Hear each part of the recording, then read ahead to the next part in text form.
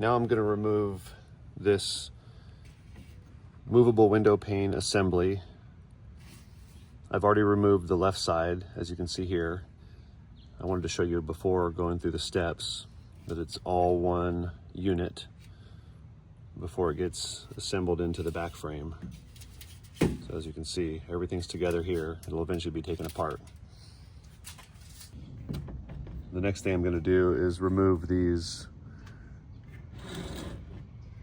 push-out bar clips. This is just where the push-out bar that attaches to the window runs through.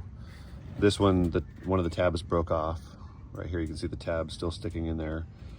So I don't know that these are absolutely necessary. They make a nice clean look.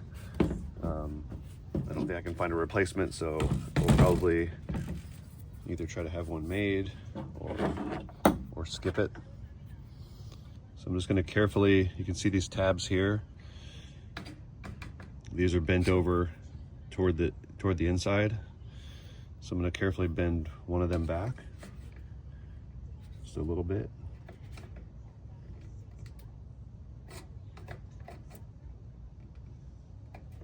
I just want to go just enough so I can get this out of here so I don't overbend the metal.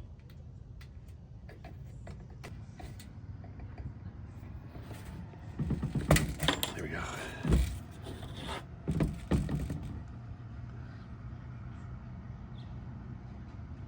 You can see the tabs here.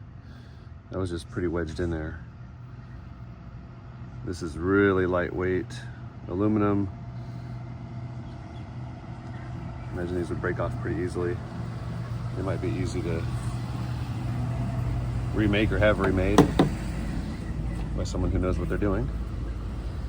So the first thing I'm going to do is I'm going to drill out these 5 rivets here because they're holding this assembly to the back frame. And then I'm going to remove these 2 clutch head screws and these 2 Phillips screws here and here. Those are the only other things holding it onto the back frame other than some adhesive that is underneath this back frame seal, back frame gasket. So I'm going to use a center hole punch to punch holes in the centers of these flush head rivets. So I have a good starting point for my drill bit.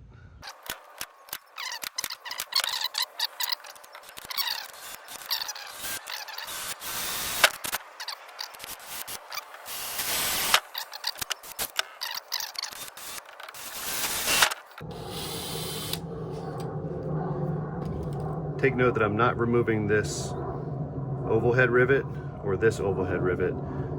These don't go all the way through the back frame. These just hold this piece to this vertical bar here. So those come out later.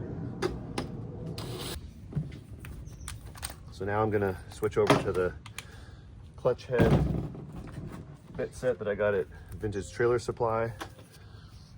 Okay, this is the 5/32 inch clutch head bit that works for this window. It also works for my HEHR jalousie windows. These have a nut on the back side, like a tubular nut. They're not rusted, so they come out really easily. I'll be able to reuse these.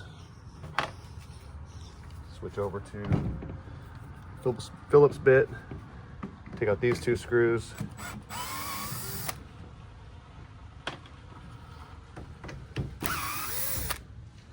That screw has seen better days, but it's intact. And the final step before pulling these out is to use a putty knife. I also have a retractable utility blade. It's really thin to cut the seal, the adhesive that's used to put these back frame gaskets on.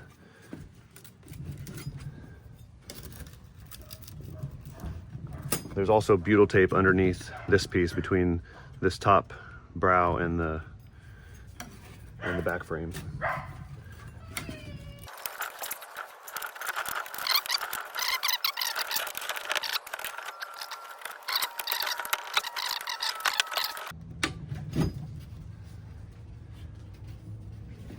possible that there's a rivet stuck. Yes, there's a rivet stuck back there. In fact, all these rivets are still poking through the back. I'm just gonna pop them out with a nail set. And if they don't come out right away, you can use a little hammer to tap on this. But these are coming out. There we go.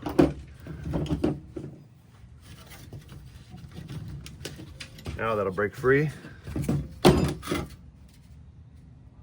There you have it. Now I'm going to remove this back frame gasket. It's all one continuous piece all the way around. It gets placed in and notched around this lower hinge. So some of this I already unstuck. Seems like there might be some adhesive in there that was used. You can see this rust colored residue, I should say. I'm just peeling it down and away.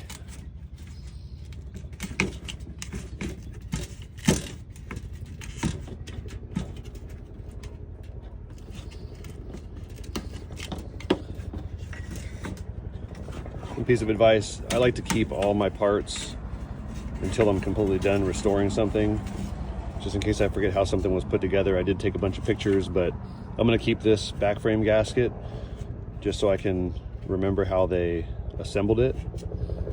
And knowing that this was all one piece explains why the piece that was across here, this piece, was effectively a butt joint. And I wondered why this was a butt joint and this was a miter joint down here, where they kept the rubber together. They just mitered it and cut out a notch. And the reason why is because this is a continuous piece, and obviously you have to butt up a piece down here to match it. So that explains that. First thing I'm going to do though, since this is the left assembly, I like to label all my parts and pieces in an area where they won't be seen. So this is the left side. This, of course, is the top piece. And as I disassemble things, I will find a spot to label them that won't be visible. That way, when I go to put it back together, there's no questions. Now that this movable window back frame assembly is out of the main back frame, I'm gonna disassemble it. I'm gonna remove 2 rivets per side or per connection. Put some blocks of wood under here, and I'm gonna start drilling them out. Most of these rivets, the heads are on the other side, so I'm drilling the rivets out from the back side. I'm gonna start with a 7/64 inch bit so I don't make the 1/8 inch hole any bigger.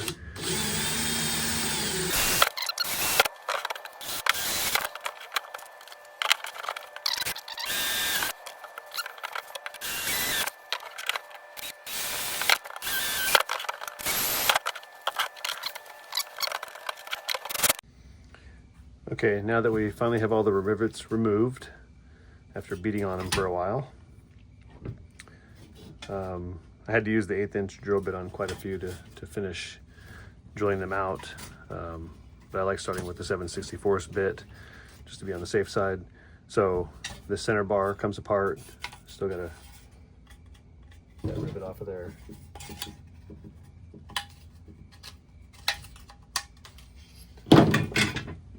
And then these side bars, they slip in here into this header hinge.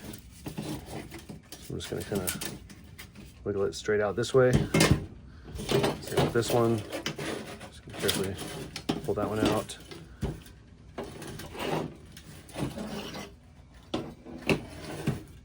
Also pay attention to the orientation of this center support bar. There's a different distance, the distance from where the push-out bar goes through to the top is about 4 inches, and down here at the bottom it's about 2 inches. So again, I took lots of pictures before disassembling this, so I just refer back to my pictures when I reassemble. I also label the parts when I feel like I need to. So now we have to take this screen off, and it comes off pretty easily. It just gets folded around the edge of this lip, which actually goes this way, bent around there, so that pops off easily on the sides, but on the bottom and top, as you can see, there's a fold in that lip. So here's the same lip that I just showed you on the vertical piece. The screen comes down and around it and tucks underneath. So here in the center, they've effectively squeezed this down so that this bar is flat here in the middle. It's quite a pain to get this screen out. So the best way to do it is to first cut your screen out. I'm going to be putting new screens in, so we're not worried about, I don't think you could save this if you tried. Just going to cut it off both of these.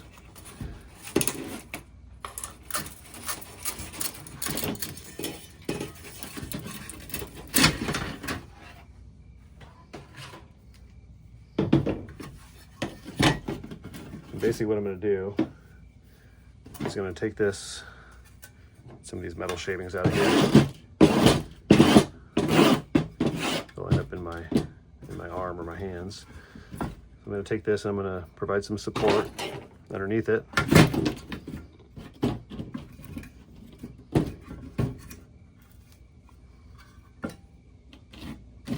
want to be careful not to damage this part of the hinge or this tab that's bent out from the earlier step.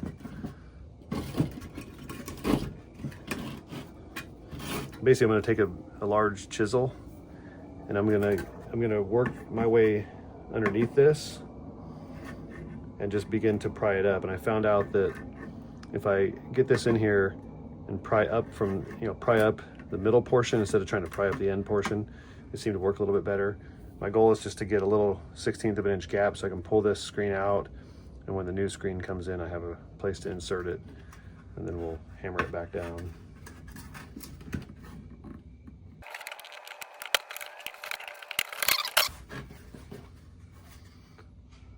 So you can see how smashed down that is. It's really difficult to get anything underneath there. The putty knife just isn't sturdy enough. So I'm trying not to do that. I'm trying to get it under there enough to pry it up. I don't want to break this.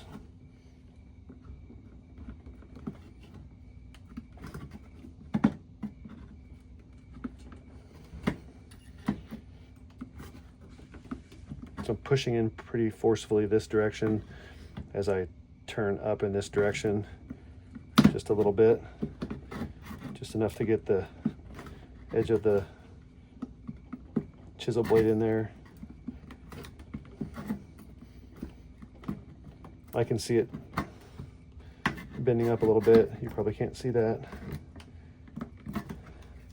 I don't know if you can see that gap at all. Now I should be able to pull a lot of this stuff out of here.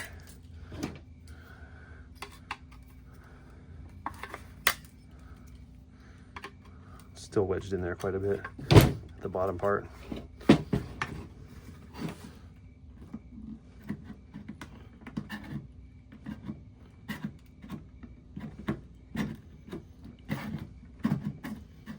Me a half hour to figure this out in the first window, so hopefully this video helps anyone doing this. You also want to take your putty knife and just kind of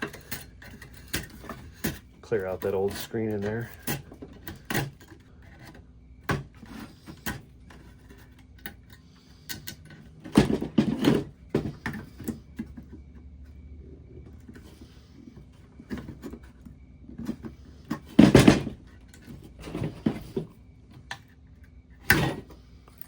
That's pretty good. I don't think I'll get the new screen in nearly as far as they got the old screen in. They probably put it in first and then clamped it down. So you can see there's a pretty good, it's really hard to see on there. There's a pretty good edge. I can get this utility knife or this putty knife in there, probably 3/16 of an inch. Hopefully you can see that.